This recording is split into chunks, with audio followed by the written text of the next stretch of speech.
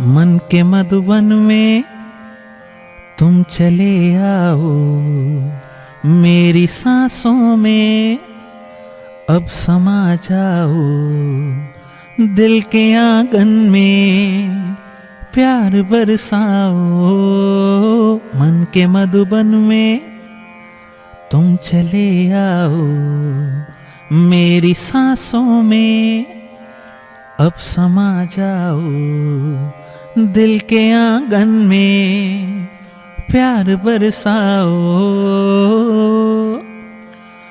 बाबा की मुरली रागिनी गाए, अव्यक्त ये धारा दिल को छू जाए। बाबा की मुरली रागिनी गाए, अव्यक्त ये धारा दिल को छू जाए। क्रांति का ऐसा करिश्मा कहाँ, मन के मधुबन में तुम चले आओ, मेरी सांसों में अब समा जाओ, दिल के आंगन में प्यार बरसाओ।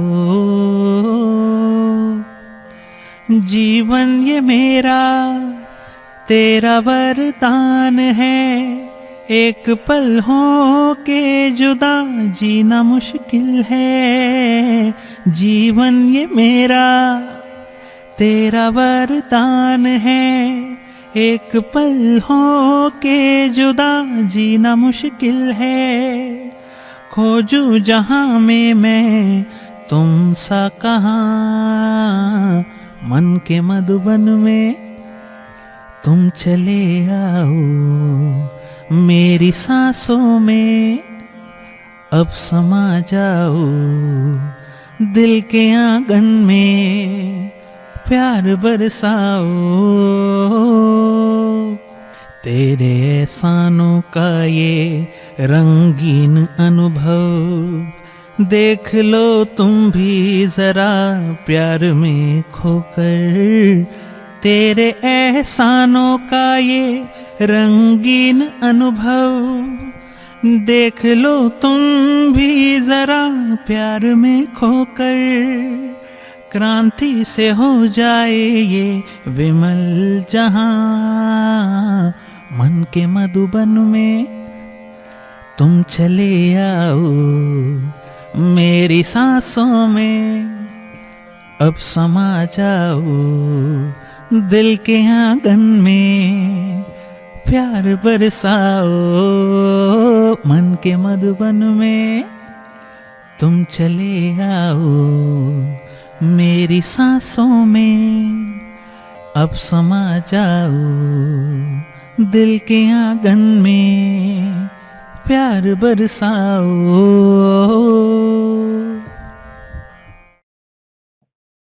ओम शांति।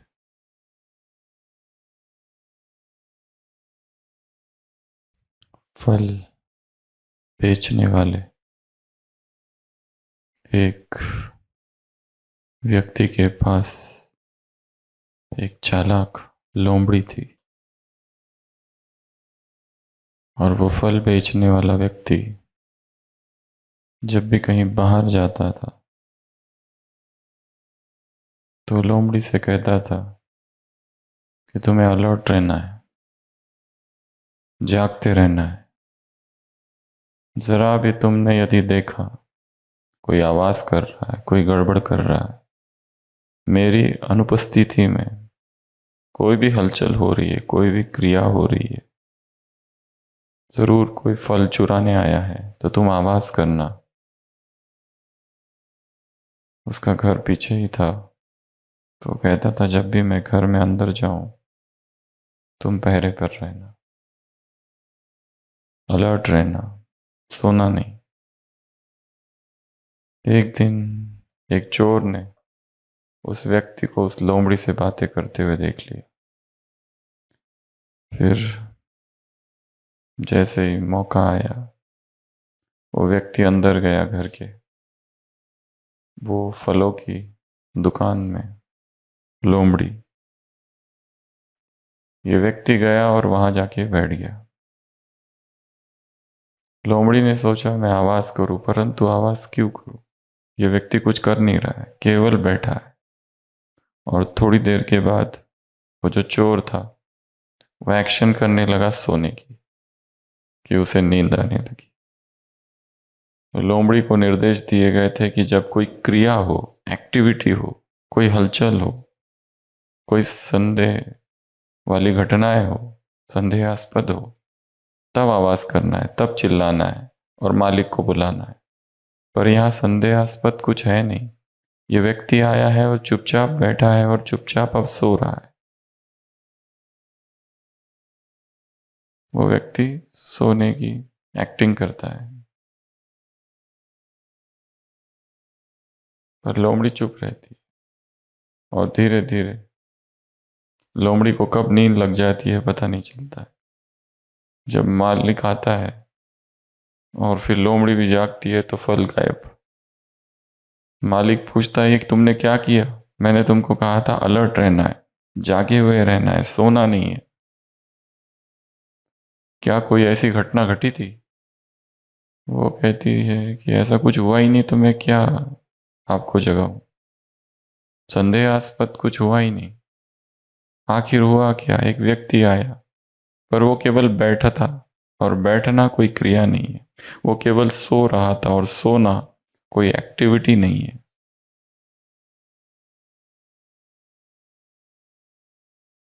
और फिर उसको देखते देखते मुझे कब नींद आ गई पता ही नहीं चला। तो जैसे एक जागता है तो सब जागते हैं, उसी तरह एक को नींद आने लगती है तो उसे देखकर सबको नींद आने लगती है। उस व्यक्ति ने लोमड़ी से ये नहीं कहा कि तुम सो जाओ, केवल लोमड़ी को देखते देखते, उस व्यक्ति को देखते देखते ही लोमड़ी को नींद आ गई। और नींद भी कैसी आई? गहरी नींद। वो ये नहीं जान पाई कि ये व्यक्ति जो यहाँ शांति से और बैठा है ये ठग है। ये जो नींद का नाटक, ये नींद जो है ये नाटक है।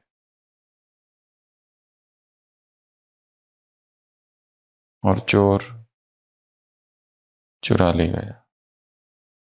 जब घर का मालिक जागता है तो चोर आ नहीं सकता, पर यदि घर का मालिक सो जाए तो चोर चोरी करके ले जाता है।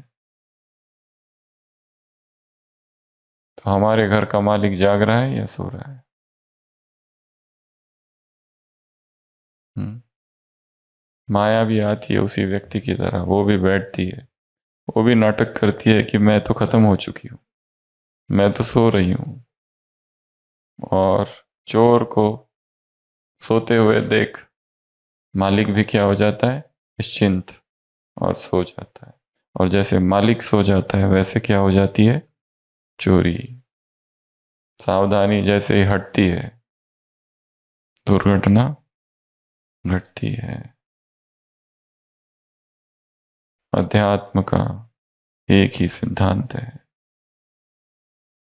जागरण। जागो।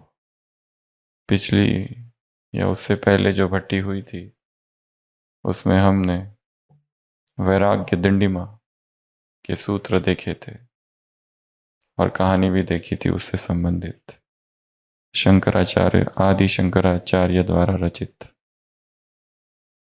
वो जो मूर्ख दिखने वाला बच्चा होता है, उसके पिता चले जाते हैं, ये सब सुना है। रात में उसकी ड्यूटी लगती है पहरे की। वो मूर्ख समझा जाता है और वो रात भर गाते रहता है और लोगों को जगाते रहता है। और राजा जब नजदीक आकर सुनता है तो इतना गुह्य ज्ञान उसमें भरा होता है।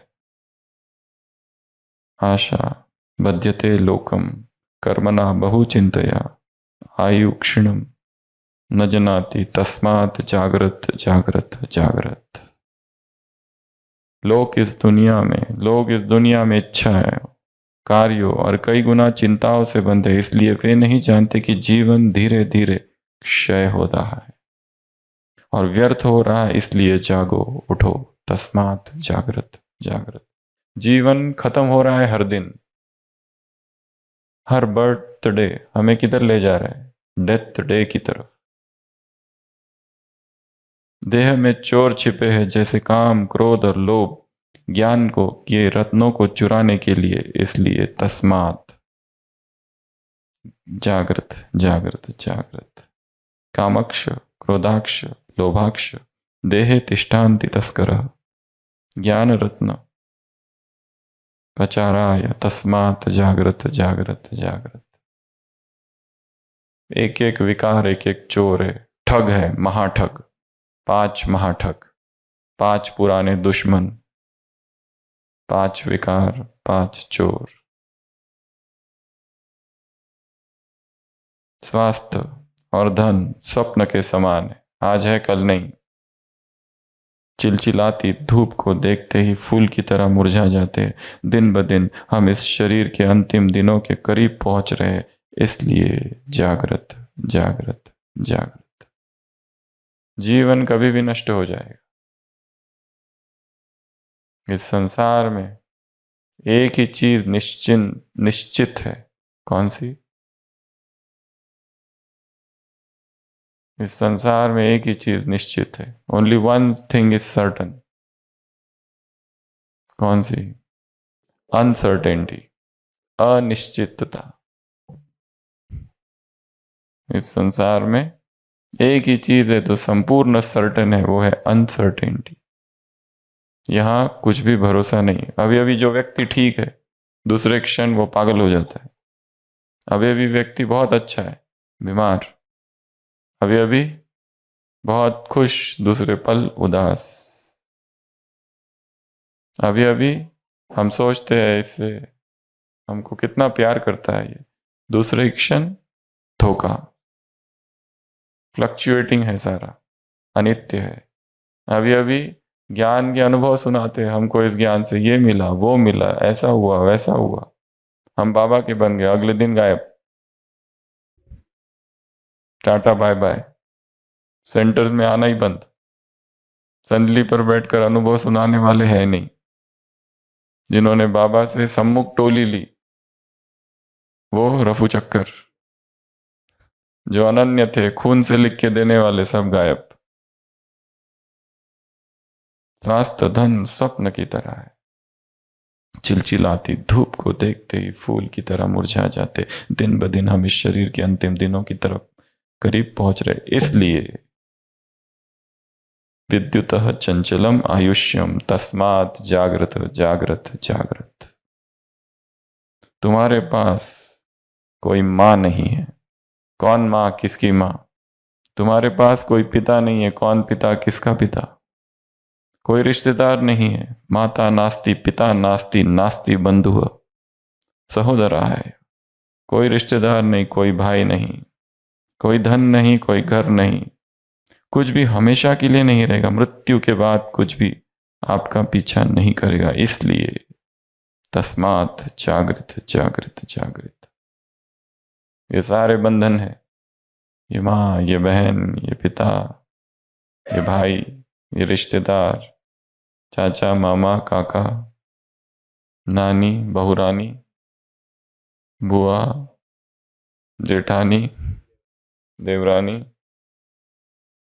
सास, ससुर, दादा, दादी, नाना, नानी, पोता, पोते, भैया, भाभा, भाभी, बच्चे,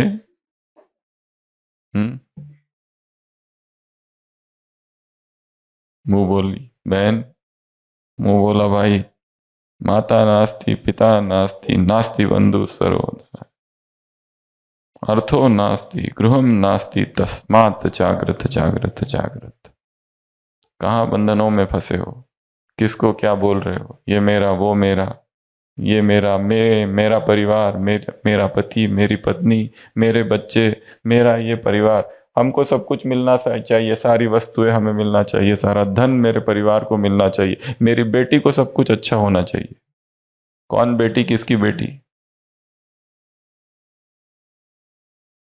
माता नास्ति, पिता नास्ति, नास्ति बंधु सर्वदा सहोदराय। नास्ति अर्थो नास्ति, कोई धन नहीं है, गृहम नास्ति, कोई घर नहीं है, तस्मात् जागृत जागृत जागृत। वैराग्य की शुरुआत, अध्यात्म की शुरुआत ही तब होगी जब जीवन में वैराग्य का उदय होगा। सब कुछ व्यर्थ दिखाई देने लगेगा, संसार के सारे रिश्ते, सारे संबंध, सारा धन यहां का व्यर्थ नजर आएगा, मिट्टी। हाथों में सोने के सिक्के, हाथ बंद मिट्टी, हाथ खोलो सोने के सिक्के, हाथ बंद मिट्टी, दोनों ही सेम। वस्तुओं से प्यार, वस्तुओं से आसक्ति, कहां कहां फंसे हैं। जन्म दुखम, जरा दुखम, जय दुखम, पुनः संसार सागर दुखम, तस्मात् जागृत जागृत। जन्म दुख से भरा हुआ है, मृत्यु बुढ़ापा दुखों से भरा है, जीवन साथी बार बार सभी दुखों और पीड़ाओं का स्रोत है जीवन साथी। संसार का यह सागर दुखों से भरा है।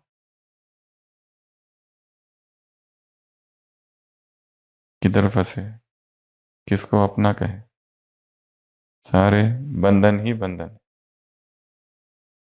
इसलिए तस्मात् जागृत जागृत जागृत, यही सार है।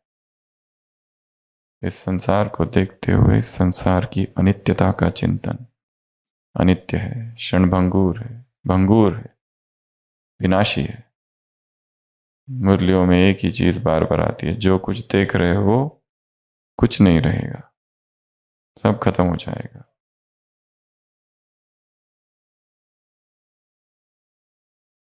कंधा देने वाला कोई नहीं होगा। कौन देगा किसको कंधा? इसलिए जागृत जागृत जागृत। आज की अव्यक्त वाणी 10/9/75। इसी मंथ में कोई बहुत बड़े फ्लड्स आया था, इंडिया में भी बाहर भी। 75 आई थिंक 16 को, सितंबर 75। उसका भी अगली मुरली में वर्णन है। तो पहली मुरली क्या कहा? पहली मुरली में कल सुना है सबने। कौन हो तुम? नॉलेजफुल, पावरफुल, और ये होगा तो क्या होगा? सक्सेसफुल। और ये सक्सेस कब? भविष्य के लिए नहीं, ये ज्ञान तो भविष्य के लिए, हम भविष्य में प्रख्यात होंगे। अब, नाउ, हियर एंड नाउ। ये नियम है, ये लॉ है संगम युग का। प्रत्यक्ष कहाँ होंगे? अभी। प्रत्यक्ष फल कहाँ मिलेगा? अभी। भविष्य का फल नहीं, भविष्य की जीवन मुक्ति नहीं, अब की जीवन मुक्ति। भविष्य की खुशी नहीं, अभी की खुशी। भविष्य का 16 कला संपूर्ण नहीं, अब का 16 कला संपूर्ण स्वरूप। हम्म। भविष्य का सोच के करना भी तो वो तो खाली टेम्पटेशन है एक। अभी, अभी अभी सेवा, अभी अभी खुशी। बाबा ने कहा है, एक ईश्वरीय नियम, लॉ है, संगम युग की विशेषता। बाप प्रख्यात, बच्चे प्रख्यात, ब्राह्मण प्रख्यात, 84 जन्मों की ये कहानी प्रख्यात, ये ज्ञान प्रख्यात। ये 4 विशेषताएं संगम युग की। तो प्रख्यात अभी होना है। कोई कोई बच्चे सोचते हैं हम बाद में प्रख्यात हो गए, अभी हम गुप्त है, अभी लास्ट में होंगे, लास्ट में नहीं, अभी। जो कर रहे हो उसका फल अभी मिलना चाहिए।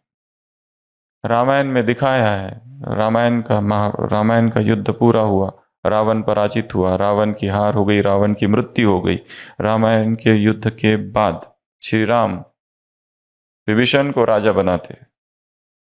विभीषण कहता है मुझे नहीं चाहिए राज्य, मुझे राजा नहीं बनना है। मैं क्यों राजा बनूं?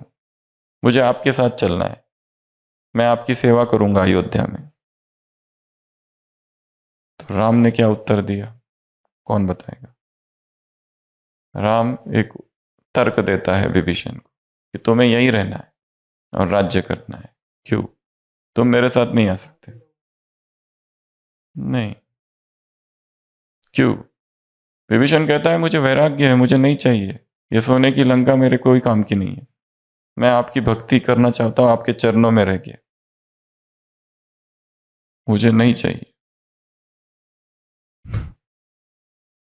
क्या उत्तर है? मेरा आदेश नहीं, नहीं। कर्म बंधन नहीं, ये मुरली से संबंधित। नहीं, नहीं, ये इस मुरली से संबंधित। श्री राम कहते हैं कि जो अज्ञानी लोग हैं वो सूक्ष्म प्राप्तियों को थोड़ी देखते, स्थूल प्राप्तियों को देखते। वो क्या कहेंगे? विभीषण ने राम के साथ दोस्ती की, उसे मिला क्या इन रिटर्न? राम के साथ, श्री राम के साथ दोस्ती का रिटर्न भी तो कुछ मिलना चाहिए। तो ये राज्य मिला, इसलिए तुम यहीं रहो। स्थूल प्राप्ति है। सूक्ष्म प्राप्ति तो कुछ और है। पर अज्ञानी लोग तो सूक्ष्म प्राप्ति देखते ही नहीं। अज्ञानियों के लिए जो प्राप्ति है वो ज्ञानियों के लिए अप्राप्ति है। ज्ञानियों के लिए जो प्राप्ति है वो अज्ञानियों के लिए अप्राप्ति है। ज्ञानी कहते हैं मूर्ख है, देखो कितना पैसा कमा सकते थे दुनिया में, क्या कर रहा है यहां पर, झाड़ू लगा रहे हो। जो उनके लिए अप्राप्ति है वो यहां प्राप्ति है, और जो यहां अप्राप्ति है वो उनके लिए प्राप्ति है। ऐसा उल्टा है मैथमेटिक्स। इंग्लिश में एक किताब है, the family that overtook Christ. एक परिवार जो जीसस क्राइस्ट से भी आगे चला गया। उस परिवार में 7 लोग हैं, 7 बच्चे। पहला भाई जो होता है उसे वैराग आ जाता है, वो सन्यास ले लेता है, चर्च में चला जाता है, समर्पित कर देता है खुद को। दूसरा जो होता है वो भी वैसा ही। तीसरा तो बहुत, वो सेंट है, Saint Bernard, Saint Bernard of Clairvaux. वो इन सभी में से सबसे महान दिखाया हुआ है, जिसके जीवन में बहुत सारी घटनाएं हैं, उसके लिखे हुए लेटर्स प्रभु को, ओ क्राइस्ट वगैरह वगैरह, वो बहुत है। तो एक एक करके सारे 6 के 6 भाई चर्च में चले जाते हैं, वहां पर पूर्ण अर्पित कर देते। और जो छोटा भाई होता है निनाड, उसको कहते हैं ये जो घर गृहस्थी जो है ना, जमीन है इतनी बड़ी पुश्तैनी, तुम इसको देख लेना। हम तो जा रहे, एक एक करके सब चले जाते। उसको कहते हैं ये छोटा है, अभी इसको ज्यादा समझ नहीं है, इतना इसको पता नहीं है, तो ये अभी से ये संभालने लगेगा ना पुश्तैनी जमीन खेती बाड़ी, तो इसमें बिजी हो जाएगा। और वो जो छोटा होता है वो कहता है you took the heaven and give me the land. तुमने स्वर्ग लिया और मुझे धरती देते हो, मैं भी आ रहा हूं। The family that over to Christ, वो परिवार जो क्राइस्ट से भी आगे चला गया, त्याग में, तप में, वैराग्य में। तो संगम युग का प्रत्यक्ष फल कहाँ है? संग प्रत्यक्ष फल और भविष्य फल, 2 लड्डू है तुम्हारे हाथों में। अभी अभी ये भी है और वो भी है। ये नहीं कि ये नहीं चाहिए मुझे, मैं तो वो लूंगा। सूक्ष्म में दोनों ही है। तो इस मुरली में बाबा ने कहा प्रत्यक्ष फल, सफलता, नॉलेजफुल, पावरफुल और सक्सेसफुल, यही है सक्सेस। अभी अभी खुशी करो, और अभी अभी खुशी, सेवा करने के बाद खुशी किसको होती है? जिसने की उसको, तुरंत, या बाद में होती है? नहीं। सुबह सुबह 2 बजे उठ जाओ और अमृत वेला बहुत पावरफुल करो, खुशी किसको होती है? दूसरों को या हमको? किसी दिन पूरे मुरली का गहन चिंतन करो, किसको खुशी होती है? हमको। मुरली में इतना खो जाओ कि उसमें नए रहस्य प्रकट हो जाए, खुशी किसको होती है? हमको। दादी प्रकाश मणि का अनुभव है कि उन्होंने कहा कि जिस दिन पहली बार मैंने ब्रह्मा बाबा को देखा, दूसरे दिन नहीं, उसी दिन उसी क्षण मुझे दुनिया भूल गई। At that very moment I forgot the world. उसी क्षण मुझे दुनिया भूल गई। तो संगम युग पर हम जो भी करते हैं, किसी आत्मा का कल्याण कर लो, कि कोई भटक रहा है उसको राह दिखा दिया। बाबा ने कहा है ना, तुम त्रिनेत्री हो, तुम निरोगी बनाने वाले हो, भूतों को वश में करने वाले हो, भटकने वाले को राह दिखाने वाले, ठिकाने देने वाले, जो अंधे हैं उनको तीसरा नेत्र देने वाले हो, अकाले मृत्यु बचाने वाले हो, लंबी आयु करने वाले हो। वो सारी सिद्धियां हमारी सिद्धियां। तो वो जो सामने वाली आत्मा है उसको कैसी खुशी होती है। कोई रोगी है और उसको कोई ठीक कर दे, रोग से मुक्त कर दे, कितनी बड़ी खुशी होती है उसको, कितनी उसकी दुआएं मिलती है। वो कुष्ठ रोगी था, पड़ा हुआ था, वो शिरडी में दिखा है ना, साई साई चरित्र में। एक व्यक्ति था, रानो जी, घर परिवार में रहता था। अचानक एक दिन देखता है शरीर पर दाग है। वो कहता है दाग क्या है ये, समझ नहीं आता है उसे। वैद्य के पास जाता है, लोकल डॉक्टर। वो कहता है अरे चुभ रहा है क्या तुमको। ये बात कब की है, 1910 के आसपास की, मतलब उस तब तक। वो कहता है ये तो कुष्ठ रोग है, इसका कोई इलाज नहीं है, अब तक इलाज है ही नहीं, इम्पॉसिबल। और ये बात आग की तरह शहर में फैल जाती है। उसकी पत्नी, उसकी उसका भाई, भाई की पत्नी, भाभी घर से निकाल देते हैं उसके कपड़ों को ऐसे ऐसे फेंक के। उसकी पत्नी उससे सबसे ज्यादा प्यार करती है। वो कहता है तुम मेरे साथ चलो, वो भी पीछे हट जाती है। वो भी नहीं आती है कावेरी, वो सारे पीछे। सारा गांव उसको ये कर देता है, कंबल लेके घूमते रहता है यहाँ पर। योगी के संपर्क में आता है, साई के संपर्क में, वो साई बाबा उसका इलाज करते हैं, जो कि असंभव था उस समय, कुष्ठ रोग।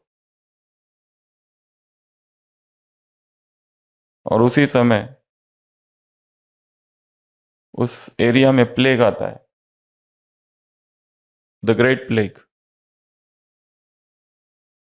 उस समय डॉक्टर्स ब्रिटिश डॉक्टर्स थे, क्योंकि ब्रिटिशों की हुकूमत थी, इवन शिरडी पर भी।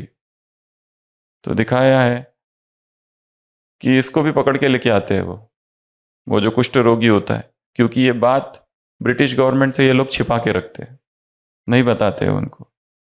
पर ये जब दिखता है उसको पकड़ के लेके आ जाते हैं, और तब तक वो ठीक हो चुका होता है। और वो ब्रिटिश ऑफिसर्स कहता है, ऑफिसर देखता है उसको, तुमको क्या है, वो कहता है कुष्ठ रोग। तो वो ब्रिटिश डॉक्टर उसको चेक करता है, कुष्ठ रोग है ही नहीं, ठीक हो गया। वो समाज उसको रिजेक्ट कर देता है, उसका सब हुक्का पानी सब बंद। ऐसी स्थिति में पत्नी छोड़ देती, भाई भाभी सब निकाल देते हैं, गांव वाले तिरस्कार करते हैं। ऐसी अवस्था में कोई अगर उसका इलाज करे तो कितनी दुआएं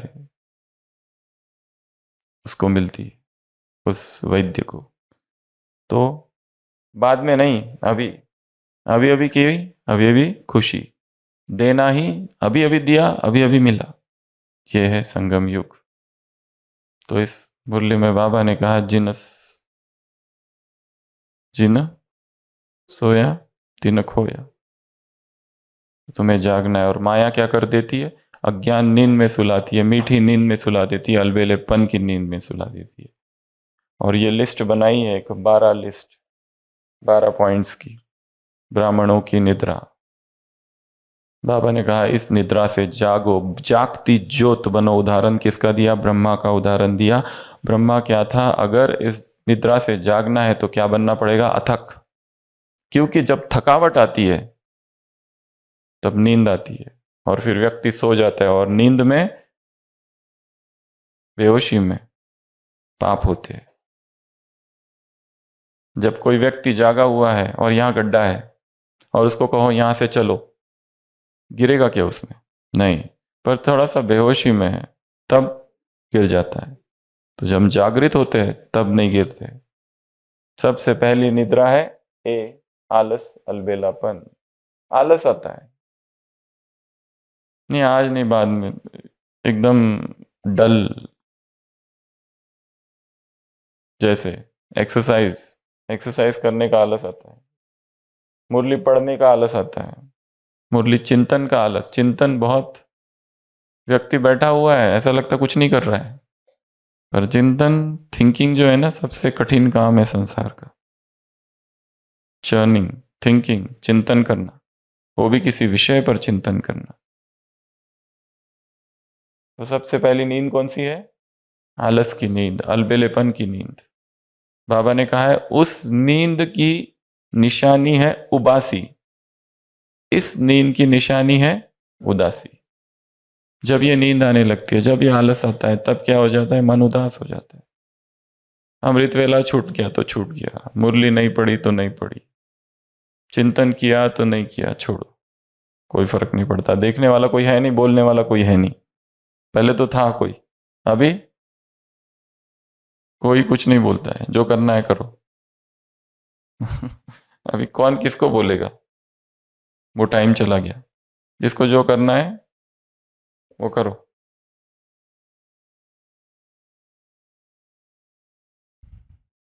दूसरी नींद, बहानेबाजी, बहाने करते रहना, और रॉयल बहाने, अच्छे वाले बहाने, प्रॉपर बहाने, योग युक्त बहाने, युक्ति युक्त बहाने। उस दिन भी सुनाया था ना, शिष्य गुरु शिष्य से कहता है देखना जरा बारिश आ रही है कि नहीं। वो कहता है गुरु जी अभी अभी बिल्ली बाहर से आई है, हाथ फिरा के देख लो पता चल जाए। गुरु जी कहते जरा लाइट तो बंद करना, दिया बुझाना, मुझे सोना है। शिष्य कहता है गुरु जी आग बंद कर लो। दिया अपने आप बुझ गया समझ लो। गुरु जी कहते ठीक है चलो दरवाजा तो बंद कर लो आश्रम का। वो कहता है गुरु जी थोड़ा तो रहम करो, दो काम मैंने किए, एक आप तो करो।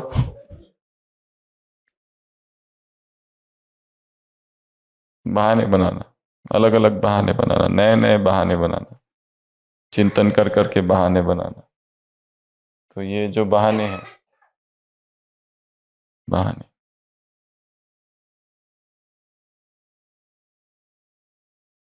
जैसे दो व्यक्ति है और एक दूसरे से बात नहीं कर रहे, या कोई झगड़ा हो गया, या फिर और कुछ, या मन में क्रोध है, या मन में रिवेंज की भाव है, बदला लेने का।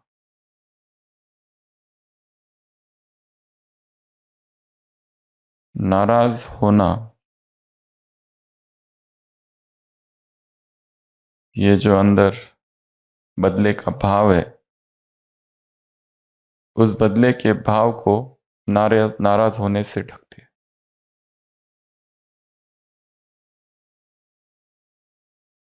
अंदर बदला लेना है, अंदर क्रोध है, परंतु ऊपर से दिखा दे खाली नाराज, नाराज नहीं है, घृणा है, तिरस्कार है, बदला लेना है उससे।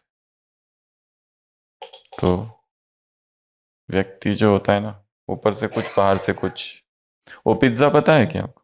पिज्जा खाया है? मनुष्य का स्वभाव उस पिज्जे की तरह है। वो जो होता है ना पिज्जा, वो जो आता है पैक, रेक्टेंगल होता है ना, रेक्टेंगल बॉक्स, रेक्टेंगल होता है। बॉक्स को खोलो तो उसके अंदर फिर सर्कल होता है, और उसको खाने जाओ तो ट्रायंगल होता है। ऊपर से, ऊपर से रेक्टेंगल ये, और जब खोलो, डिब्बा आता है ना ऑनलाइन मंगाते हैं तो, फिर सर्कल, और जब खाने लगते हैं तो ट्रायंगल। तो मनुष्य भी ऐसा ही है, ऊपर से कुछ खोलो तो अंदर से कुछ, और खोलो तो कुछ और।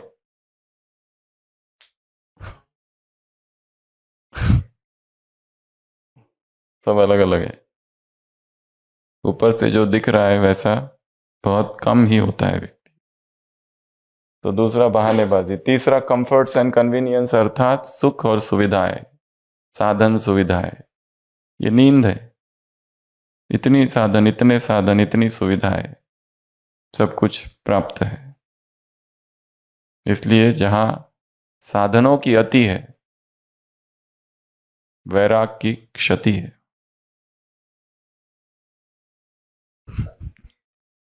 वहां वैराग नष्ट हो जाता है धीरे धीरे धीरे धीरे धीरे धीरे धीरे धीरे। सेंट फ्रांसिस ऑफ एसिसी ने जब आश्रम बनाया तो उसने 2 नियम रखे थे अपने आश्रम के। ये पहला सन्यासी है क्रिश्चियन धर्म में। क्रिश्चियन धर्म में सन्यास है नहीं, परंतु जब सेंट फ्रांसिस ऑफ एसिसी आया, उसने देखा कि ये जो पादरी है, ये जो पोप है, सब भोग विलास में डूबे हैं। कहीं नष्ट हो रहा है धर्म। जो क्राइस्ट ने बताया वो तो कर ही नहीं रहे। धर्म को मानते हैं, धर्म की नहीं मानते। व्यक्ति क्या करते हैं? धर्म को मानते हैं। हम क्रिश्चियन धर्म के हैं, हम जैन धर्म के हैं, हम बौद्ध धर्म के हैं। धर्म को मानते हैं पर धर्म की नहीं मानते। जो क्राइस्ट ने कहा वो कोई नहीं करता है।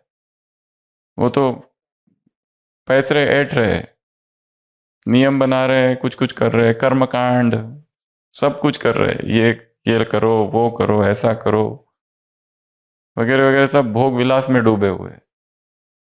सेंट फ्रांसिस था, उसने जब पहली बार मोनेस्ट्री चालू की, उसमें 2 ही नियम रखे उसने।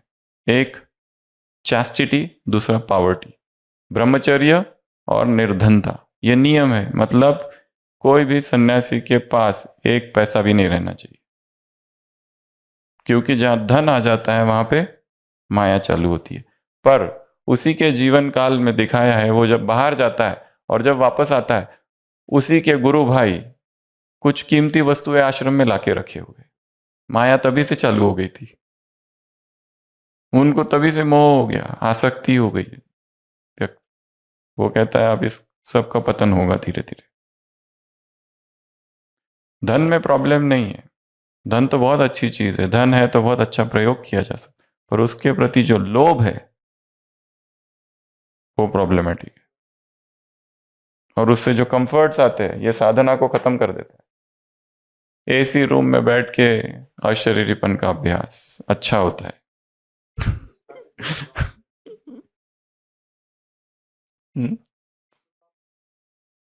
ब्रह्मा बाबा बरसात के दिनों में वो टीन थी, वहां से टपकते रहता था पानी।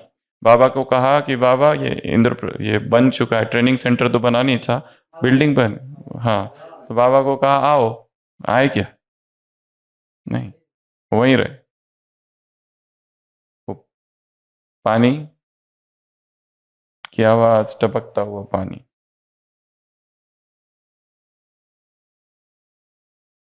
कंफर्ट्स, ये नींद है। अगला दैहिक आकर्षण, डी, शरीर का आकर्षण। ये तो सबसे बड़ी नींद है।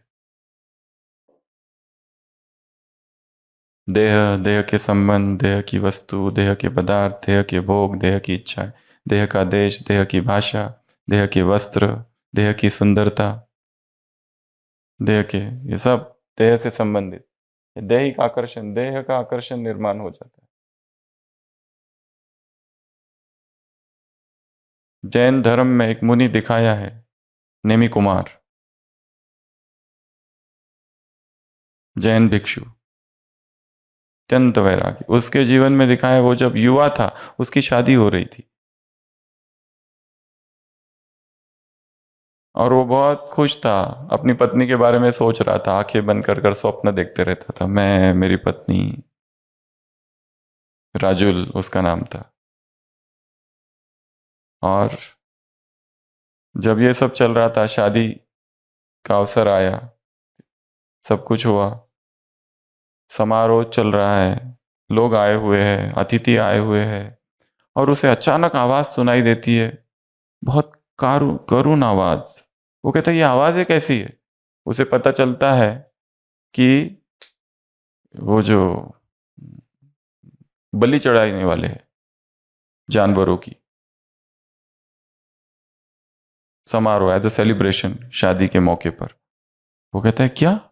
वो जाके देखता है, इतने सारे जानवर बांधे हुए है, और तभी उसे एकदम से वैराग आता है, मेरी खुशी के लिए मेरी शादी हो रही है और इतने लोगों की बलि जाने वाली। तुरंत ही वैराग जागता है, इतना भयंकर वैराग, वो सारे जानवरों को खोल देता है, और खोलते खोलते उसके अंदर की गांठें भी खुल जाती है, चित्त की, चेतना की, जन्म जन्म की। और ऐसा वैराग उदय हो जाता है कि वो सीधा उधर ही लग्न मंडप से ही गिरनार पर्वत की तरफ वैराग, उससे भी आगे जिससे उसकी शादी होने वाली थी, वो राजुल, वो देखती है कि ये चला गया, मैं क्यों पीछे रहूं। वो भी उसके पीछे पीछे और भिक्षुणी बन जाती है, जैन साध्वी बन जाती है। ये जीवन हमको नहीं चाहिए, ये भोग विलास का जीवन है।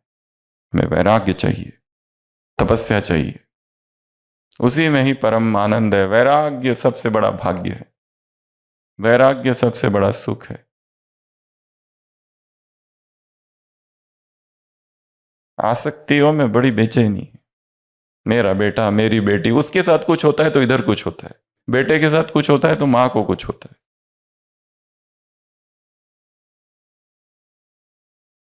हमारा काम था जन्म देना, उनका काम था जन्म देना, जन्म दे दिया, अब उसका भाग्य है, हो जाएगा।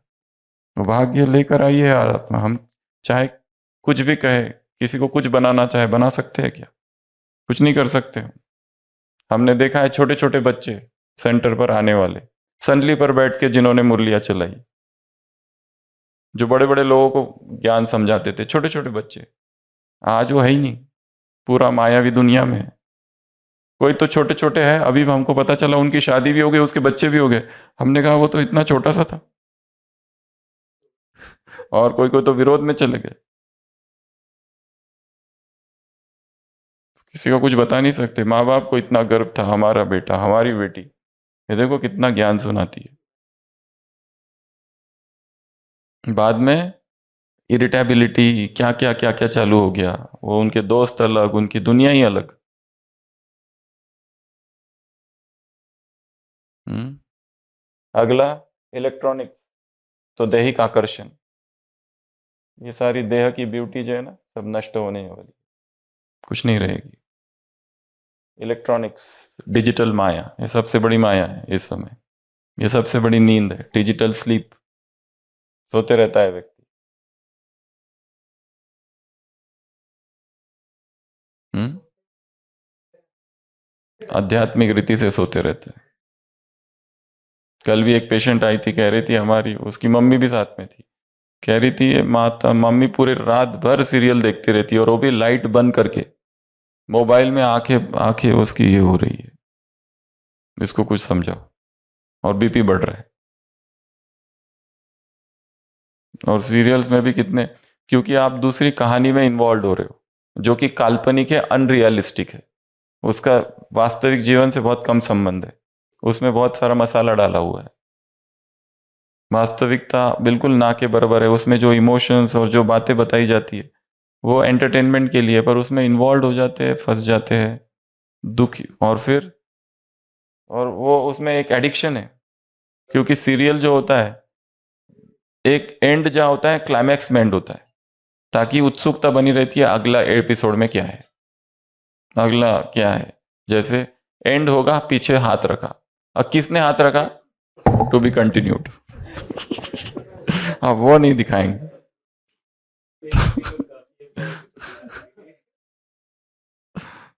कहानी है छोटी सी, पर उसको खींचा तान करके 400 एपिसोड, 1000 एपिसोड, वो एडिक्शन है, बहुत भयंकर वाला एडिक्शन। सीरियल्स, सीरियल देखने हैं ना, तो ये सृष्टि के ड्रामा पर चल रहे सीरियल्स को देखो। यहाँ भी तो कितने नाटक चल रहे हैं। इधर ही चल रहे हैं कितने सारे नाटक ही नाटक, सीरियल्स ही सीरियल्स चल रहे हैं। इलेक्ट्रॉनिक्स एक माया है। अगला, फैमिलियरिटी, किसी से घनिष्ठता, बहुत ज्यादा ही हिल मिल जाना, घुल मिल जाना, दोस्ती कर लेना, चाहे स्पिरिचुअल फ्रेंडशिप ही क्यों ना हो, उसमें भी माया है। क्योंकि उसमें आदान प्रदान है, उसमें लेन देन है, उसमें इच्छा है, एक्सपेक्टेशंस है। जिसको चाहो उससे कुछ ना चाहो। इलेक्ट्रॉन, ये फैमिलियरिटी। बाबा मुरलियों में यही शब्द यूज किया है बाबा ने, फैमिलियरिटी में नहीं आओ, बस काम से काम। बहुत अच्छी सेवा की, बहुत अच्छी से, ये कुमार बहुत अच्छा है, ये कुमारी बहुत अच्छी है, ये सेवाधारी बहुत अच्छा है, ये ट्रैप है। इसने यार तुमने जो भोजन बनाया ना, वो तुमने बहुत ही बढ़िया बनाई। अगर ऐसा किसी को बोल दिया तो वो व्यक्ति फिर से लेके आएगा। अगर उसको पता चल गया आपको वो चीज पसंद है, तो गए काम से, पीछे ही पड़ जाएंगे फिर तो।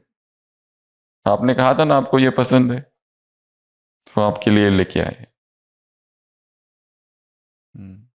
फैमिलियरिटी। उसके बाद में फैशन, नई नई फैशंस, अलग अलग fashion, B K fashions. White dress में varieties, B K fashion shop. B K fashion. और उससे भी आगे स्टेप, बीके मैट्रिमोनियल वेबसाइट। हमारी कन्या है, उसकी शादी करानी है, पर शादी किससे करनी है? ऐसा कुमार चाहिए एकदम पक्का बाबा का बच्चा, अनन्य कुमार, उससे करानी है। लिंबू टिम्बू वाले से नहीं, ऐसे हाफ कास्ट ब्राह्मण नहीं चाहिए बच्चे के लिए, बिल्कुल पक्का अमृत वेला सारी धारणाओं पे जो चलने वाला। ऐसे कुमारों की माँ बाप को तलाश है। कौन से माँ बाप? ज्ञानी माँ बाप। किसके लिए तलाश है? अपनी अनन्य कुमारी बेटी के लिए। उसकी अलग से वेबसाइट, मैट्रिमोनियल वेबसाइट, और उसमें बेटी का फोटो भी अपलोड कर रखा है, बीके ड्रेस में बैच लगाया हुआ।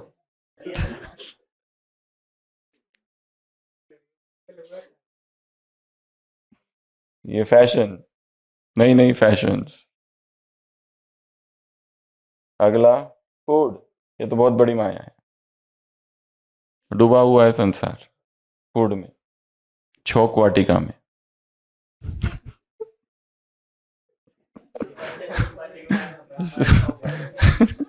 वो अशोक वाटिका, शोक वाटिका, और ब्राह्मण है संगम युगी ब्राह्मण, छोक वाटिका में। हर व्यक्ति चावल को छोक लगा रहा है, हर चीज को छोक लगा लगा के, तेल में घुसा घुसा कर उसको तड़का डाल डाल के, ठेचा तड़का, और उसमें लाल पीला कलर डाल के।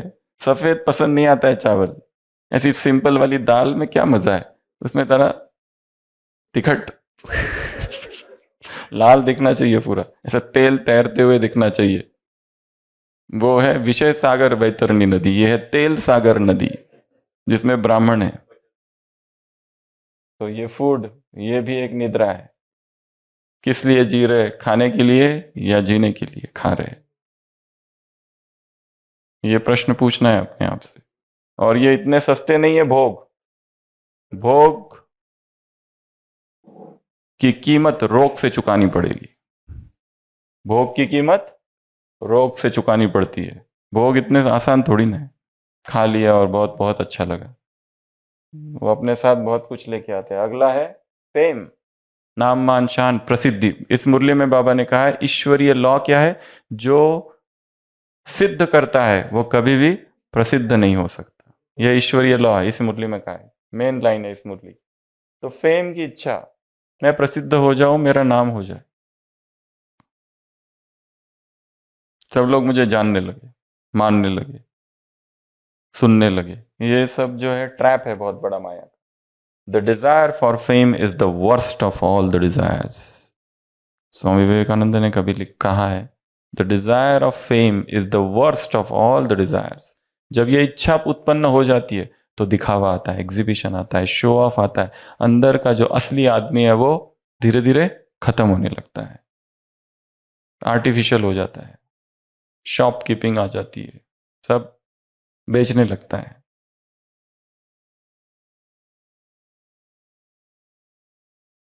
अहंकार आने लगता है। उसके बाद में गॉसिप्स, ये भी एक नींद है। गॉसिप्स अर्थात झरमोई झगमुई, इधर की बातें उधर, उधर की बातें उधर। तुमने सुना है कि ऐसा हुआ, ये हुआ, वो हुआ। ये भी बहुत बड़ी नींद है। अगला है गफलत। गफलत अर्थात टाइम वेस्ट, गफलत अर्थात गलतियां, गफलत अर्थात भूले, छोटी छोटी भूले करते रहना, बड़ी बड़ी भूले करते रहना। छोटी छोटी भूले बड़ी बड़ी भूलों की तरफ ले जाएगी।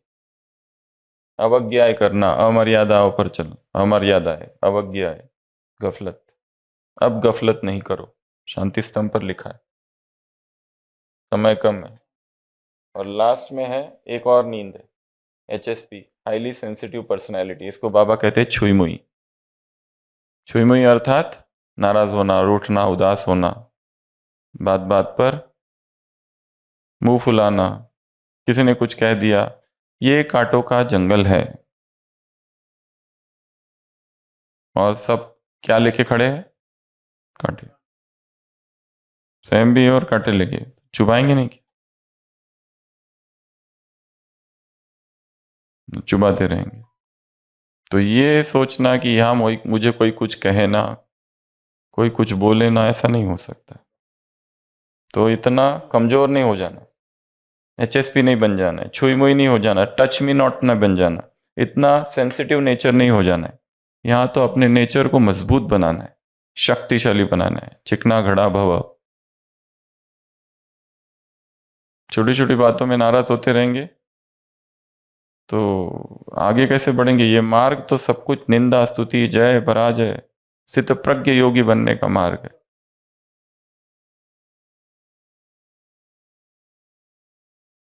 इसलिए कोई कुछ ना कहे ये नहीं हो सकता है। और जितने धर्म स्थापकों को देखो, सबको सहना पड़ा। जितने इन्वेंशन करने वाले लोग हैं उनको भी सहना कर।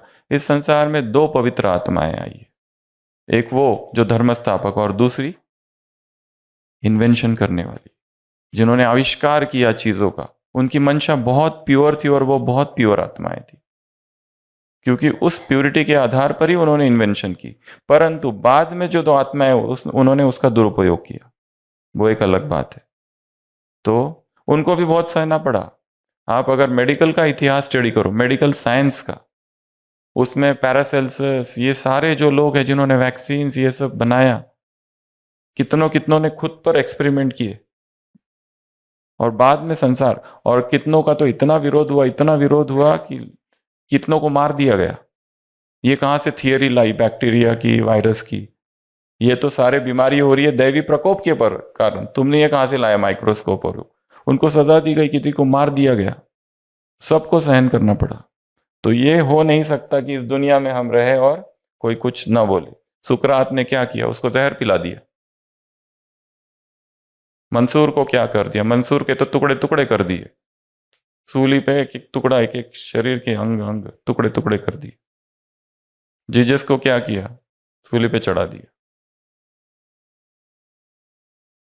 जो जगाता है ना, वो सोने वालों को पसंद नहीं आता है।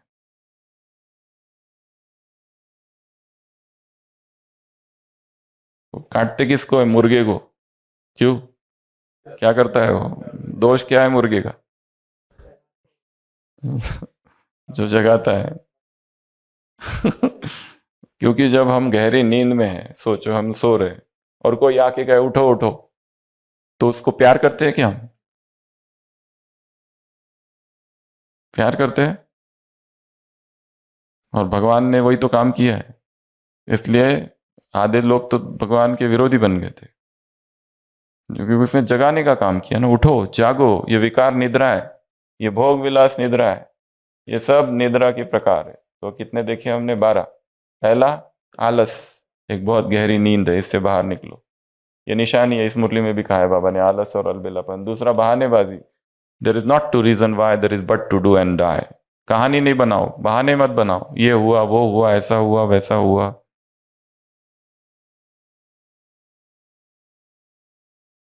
कंफर्ट्स, कन्वीनियंसेस, ये है तो ठीक, नहीं है तो भी ठीक। दैहिक आकर्षण, इसकी अनित्यता। उस दिन देखा ना हमने, अष्ट भुजा, वो बाहुबली, अष्टबाहु ऑक्टोपस। ऑक्टोपस ABCD वाला। उसके बाद में इलेक्ट्रॉनिक्स। हाँ, इसका बहुत अच्छा है, प्रयोग करो, सब कुछ यूज करो, परंतु जैसे काम हो गया बंद। गूगल के अंदर प्रवेश करना आना चाहिए, तो बाहर निकलना भी आना चाहिए। प्रवेश करना आता है पर निकलना नहीं आता है। यूट्यूब में प्रवेश करना तो आता है पर निकलना नहीं आता है। चक्रव्यूह है वो।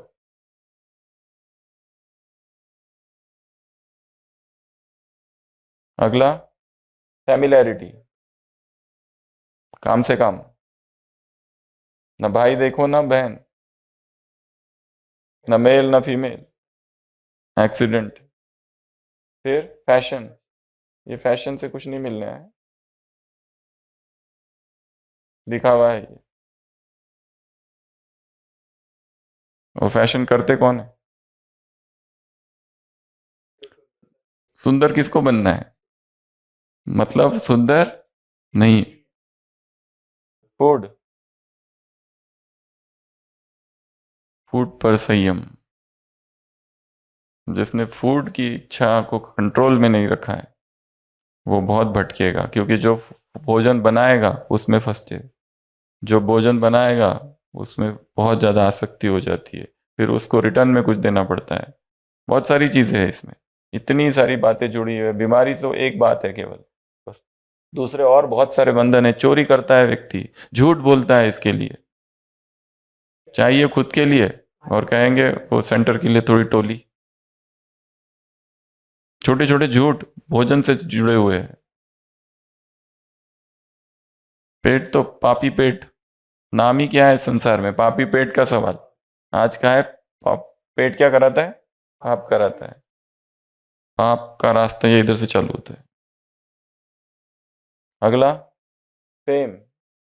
कौन सा फेम, कैसा फेम? भगवान को बस, बस भगवान देख रहा है, यहाँ के लोग देखे ना देखे।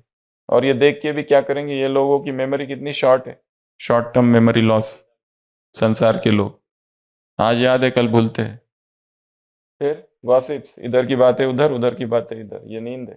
फिर गफलत, और लास्ट सेंसिटिव नेचर। तो ये हो गया ब्राह्मणों की नींद। इस मुरली में बाबा ने कहा है लिस्ट निकालो, इसी में कहा है लिस्ट निकालो, नींद की लिस्ट निकालो, कहाँ कहाँ सोते हो, जागती जोत बनो, अथक बनो, ब्रह्मा का उदाहरण, ये सब बताया। दूसरा, दूसरी जो मुरली है वो बहुत, उसमें काम जो करना है वो 10 स्लोगन बनाने हैं आज। कुछ दिनों से हम मुरलियों पर, अव्यक्त मुरलियों को किस में कन्वर्ट कर रहे हैं? साकार मुरलियों को। पहले दिन प्रश्न उत्तर बनाए, फिर वरदान बनाए, फिर मीठे बच्चे महावाक्य बनाया। आज क्या बनाना है? स्लोगन्स। तो स्लोगन्स छोटे होने चाहिए, अच्छे होने चाहिए। ये सारी मुरली है परिवर्तन शक्ति पर। ब्राह्मणों का विशेष कर्तव्य परिवर्तन, विश्व परिवर्तन ही ब्राह्मण जीवन का विशेष कर्तव्य है। सर्व प्राप्ति का आधार परिवर्तन शक्ति है। 1 सेकंड में परिवर्तन करो, दृष्टि को परिवर्तन करो, वृत्ति को परिवर्तन करो, संबंध संपर्क को परिवर्तन करो। शुरुआत ही वहां से है, 1 सेकंड में करो। ये नहीं कर सकते परिवर्तन शक्ति वगैरह वगैरह। तो इस मुरली से क्या करना है? 10 स्लोगन बनाने हैं, ठीक है। अब दूसरा, एक जो चीज हम कई दिनों से कह रहे हैं कि, और आज का होमवर्क, जो अमृत वेले की चेकलिस्ट है 11 पॉइंट्स की, अमृत वेले की जो चेकलिस्ट है 11 पॉइंट्स की, उस पर आज कमेंट्री लिख के या तो ऑडियो, वो थोड़ी लंबी होगी, 7 8 9 10 मिनट की, क्योंकि उसमें 11 के 11 पॉइंट्स आने चाहिए। आज किया सबने? 11? बच्चा 12 से करना है, 12 के लिए वेट नहीं करना है, इंतजार नहीं, इंतजाम करो। तो उसमें एक बात है जो हमने कही थी, 5 प्रकार की सत्ताएं हैं। धर्म सत्ता, विज्ञान सत्ता, राजसत्ता, प्रकृति की सत्ता, और 5वीं थी लौकिक ज्ञान की सत्ता। तो उसमें आज बता रहे, जो पिछले 3 दिन से बोल रहे, देखेंगे देखेंगे, उसमें 7 बातें हैं। कौन कौन सी 7 बातें? जो लौकिक ज्ञान की सत्ता है उसमें सबसे पहला है नेचुरल साइंसेस। उसमें physics, chemistry, biology, astronomy, geology, meteorology, ये सब आएगा। एक है धर्म सत्ता, विज्ञान सत्ता, राजसत्ता, ये है लौकिक ज्ञान की सत्ता। उसमें सबसे पहले है नेचुरल साइंसेस, उसमें ये सारा आएगा। फिजिक्स आएगा, ये थोड़ा ओवरलैपिंग है साइंस की सत्ता के साथ, पर इसमें बायोलॉजी है, एस्ट्रोनॉमी है, ज्योतिष विज्ञान, ये सारी चीजें। जियोलॉजी, धरती का शास्त्र, मैथमेटिक्स, मेटीरियोलॉजी, ये सब चीज़ें। दूसरा सोशल साइंस है, psychology, sociology, anthropology, economics, political science. तीसरा है अप्लाइड साइंस, उसमें एग्रीकल्चर, टेक्नोलॉजी, इंजीनियरिंग, मेडिसिन। तीसरा है फिलोसॉफी, चौथा, उसमें लिटरेचर, आर्ट, म्यूजिक, लैंग्वेज, ये सारी सत्ता, मतलब म्यूजिक से संबंधित सारे लोग, उसमें आपके वो सब आ गए फिर, हॉलीवुड, बॉलीवुड, म्यूजिक से संबंधित सत्ता। अगला है business and management, accounts, finance, marketing, entrepreneurship, organisation behaviour. Last है पॉलिटिक्स और लॉ। लॉ में constitutional law, criminal justice, international relation, public policies etcetera. तो ये 7 क्या है? लौकिक ज्ञान की सत्ता। ठीक है, तो आज का होमवर्क नंबर 1, ये जो 11 पॉइंट्स है अमृतवेला चेकलिस्ट के, उस पर या तो कमेंट्री लिखो और जो रिकॉर्ड कर सकते हैं वो करो।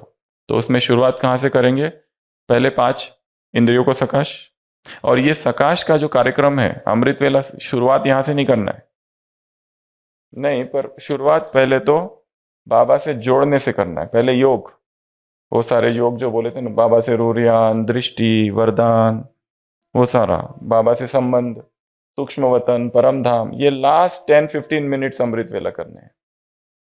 शुरुआत ही सकाश से नहीं करनी है, वैसे कर सकते हैं बट पहले शक्तियां तो लो, सीधा देना नहीं चालू करना, पहले लो। चलो अगर भरी है तो बहुत अच्छी बात, कभी भी दे सकते। बाबा ने तो कहा रात में जब नींद खुलती है सकाश दे दो और सो जाओ, यहां तक बोला है। तो देखो इर्द गिर्द कौन है, अच्छा सकाश दे दो और फिर सो जाओ वापस, जल्दी खुलती है। तो सबसे पहला शरीर को सकाश दे दिया, फिर 5 तत्वों को सकाश, और इसका क्रम आप चेंज कर सकते हो, जो करना है करो। कभी 5 तत्व, कभी 5 खंड, कभी 5 आत्मा है, फिर ब्राह्मण आत्मा है, 5 ब्राह्मणों के स्थान, बाहर के स्थान, और क्या है 5 सत्ताएं। 5 सत्ताओं में ये कितनी सारी एडिशन हो गई आज, आर्ट, म्यूजिक, बिजनेस, ये मार्केट्स, होटल्स, एमबीए वाले, कितने मैथमेटिक्स वाले, फिलोसॉफी वाले, कितने सारे एडिशन है इसमें, no natural science, social science, astronomy वाले, ज्योतिष शास्त्र, वो सब आ गया इसमें, सब वो सबको। तो धर्म सत्ता, उसके 5 सत्ता है। फिर 5 विकारों को भस्म कर दो। अगर एक को ही करो तो कितना अच्छा, आधा 10-15 मिनट तो निकल जाएंगे। काम को भस्म करो, क्रोध को भस्म करो, और 5 प्रकार की आत्मा, ये कितना अच्छा योग है। आत्माएं कितनी दुखी है, और वो वाला तो सबसे पावरफुल है, 5 प्रकार की विशेष आत्माओं में से तीसरा नंबर, जिससे नहीं चौथा नंबर, जिससे ज्यादा कर्म बंधन है। वो एक पर्टिकुलर आत्मा है जो सबसे बड़ा कर्म बंधन है, उसको विशेष सकाश। और 5वें नंबर का भविष्य में आने वाली आत्मा है। निखिलेश भाई उसके कुछ आप और कैटेगराइज करने वाले हैं, उसमें क्या क्या प्रकार हो सकते, कौन कौन आत्माएं आने वाली है जो हिसाब किताब चुकतू करेगी, वो एक दूसरा विषय है।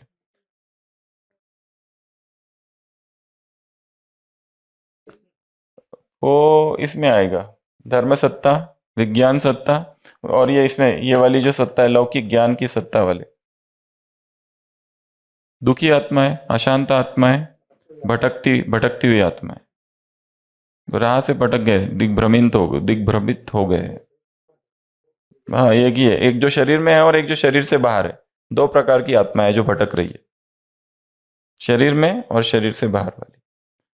तो आज का सबसे पहला होमवर्क है ये ब्राह्मणों की निद्रा, 12 प्रकार। दूसरा होमवर्क है 10 स्लोगन निकालने, और तीसरा होमवर्क है वो कमेंट्री लिखो या तो बनाओ।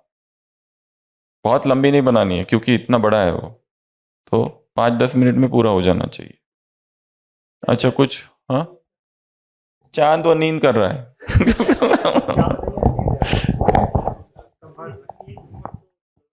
10 स्लोगन कमेंट्री पर।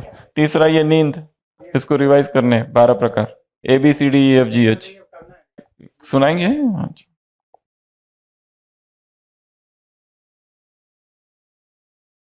ओम शांति। शरीर का नाम रूपाली मनियार, महाराष्ट्र परभनी से हूँ। मैं एंजल ऑफ शिवा से अनेक भट्टियों से जुड़ी हुई हूँ। प्राणिक भट्टी से जैसे शुरुआत की थी, तो इस भट्टी से हमको राइटिंग, स्केलिंग, पेंसिल, मतलब स्टूडेंट लाइफ हमने एंजॉय की है। इस लाइफ जो इतने सालों से हम पेंसिल का यूज़ सिर्फ मुरली के दौरान करते थे, तो अब हमको इतने यूज टू हो गए हैं कि भाई मुरली में भी हम नोट्स भी बनाते हैं, तो ये एक बहुत बड़ा प्लस पॉइंट है। जैसे कि मेरे युगल सोनोलॉजिस्ट है, डॉक्टर है, और बेटी फर्स्ट यूआईडी में पढ़ रही है, छोटी बेटी नीट कर रही है, तो मैं उसकी वजह से यहाँ पे अहमदाबाद आई हूँ। युगल को तो यही बोल के आई हूँ कि मैं बेटी को मिलने जा रही हूँ, because he is not allowed me to come for this Brahma Kumaris. बाकी तुम कहीं पे भी जाओ, सिर्फ हमें ब्रह्म कुमारीज छोड़ के कहीं पे भी जा सकते हैं। हाँ, ये थोड़ा युगल का था concern, otherwise he is very cooperative. दीदी लोगों की सोनोग्राफी और सिटी स्कैन तो फ्री में करते हैं, ये सेवाएं तो वो देते हैं। ये भेजते हैं, बल्कि मैं तो बोल रही थी इसका हम रिकॉर्डिंग ही नहीं लेंगे ताकि उनको पता ही नहीं चले। तो मुझे इसमें भट्टी में जब हम क्लासेस अटेंड करते हैं ना, तो भाई जी की वो बात मुझे बार बार आज भी उन्होंने कहा कि जिसको तुम चाहो उससे कुछ ना चाहो, तो इससे एक्सपेक्टेशंस ख़त्म हो रही थी फैमिली के हद तक। और भाई जी के हर क्लास को मैं इतना केयरफुली सुन के उसको दैनंदिन लाइफ में इम्प्लीमेंट कर रही थी, यूज़ कर रही थी। भाई जी ने जैसे कहा ना कि तुम बाबा के गोद में छुप जाओ, तो ये जब मेरा प्रोग्राम बना यहाँ आने का, उस टाइम मैंने बार बार यही रियलाइज़ किया कि मैं बाबा के गोद में छुप गई हूँ और बाबा मुझे बचा रहे हैं, और मेरा ये प्रोग्राम सक्सेसफुल हुआ है। सेकेंडली, बार बार संकल्प तो था ही कि कैसे मधुबन आऊँ, कैसे ये लाइव क्लास अटेंड करूँ, बहुत दिनों से इच्छा चल रही थी। तो इस ड्रामा और सभी यूनिवर्स का धन्यवाद। फिर मैं कहना चाहूँगी कि अव्यक्त क्रांति से जुड़ने के बाद मैं पूरी तरह ही अपने लिक्विड डाइट पे फॉलो हो गई थी। तो भाई जी ने जो क्लास में बताया कि किस तरह हमारे डिवाइन सोल की बॉडी होनी चाहिए, A to V के जो पॉइंट्स बताए थे, तो उसमें से आई थिंक मेरे 70% तो पॉइंट्स, फ्लेक्सिबिलिटी, जो बाहर चीज़ों का हमको कोई चीज़ बीमारी हमको रेजिस्टेंस पावर बढ़ता है, ये सब चीज़ें भाई जी की क्लास से हमको बहुत ज़्यादा इंस्पिरेशन मिली है और हम उसको फॉलो करते गए। सेकेंडली, भाई जी ने ये भी बहुत हर टाइम हम लोगों को अलग अलग क्रांतियों के माध्यम से कैसे हम अपने आप में चेंजेस ला सकते, चेक एंड चेंज, छोटी छोटी बातें हम कैसे अपने लाइफ में, एक छोटा सा भाई जी ने जो जार बनाना सिखाया था, लव जार, अमृत बेला, वो भी हम डेली करते हैं।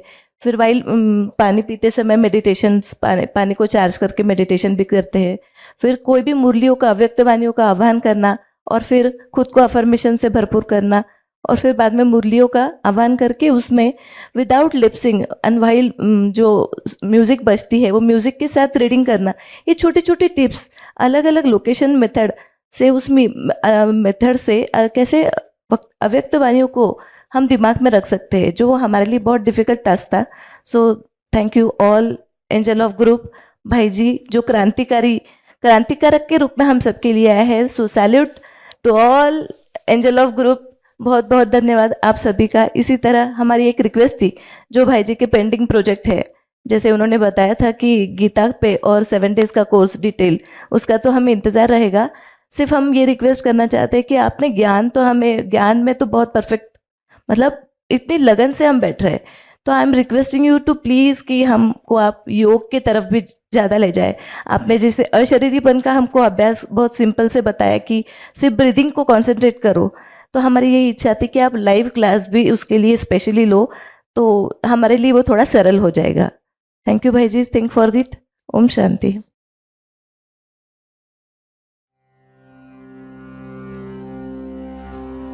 मन के मधुबन में तुम चले आओ, मेरी सांसों में अब समा जाओ, दिल के आंगन में प्यार बरसाओ, बाबा की मुरली रागिनी गाए, अव्यक्त ये धारा दिल को छू जाए, बाबा की मुरली रागिनी गाए, अव्यक्त ये धारा दिल को छू जाए, क्रांति का ऐसा करिश्मा कहाँ, मन के मधुबन में तुम चले आओ मेरी सांसों में, अब समा जाओ दिल के आंगन में, प्यार बरसाओ। जीवन ये मेरा तेरा वरदान है, एक पल हो के जुदा जीना मुश्किल है। जीवन ये मेरा तेरा वरदान है, एक पल हो के जुदा जीना मुश्किल है। खोजूं जहां में तुम सा कहाँ, मन के मधुबन में तुम चले आओ मेरी सांसों में, अब समा जाओ दिल के आंगन में, प्यार बरसाओ। तेरे एहसानों का ये रंगीन अनुभव देख लो तुम भी जरा प्यार में खोकर। तेरे एहसानों का ये रंगीन अनुभव देख लो तुम भी जरा प्यार में खोकर। क्रांति से हो जाए ये विमल जहां, मन के मधुबन में तुम चले आओ मेरी सांसों में, अब समा जाओ दिल के आंगन में, प्यार बरसाओ।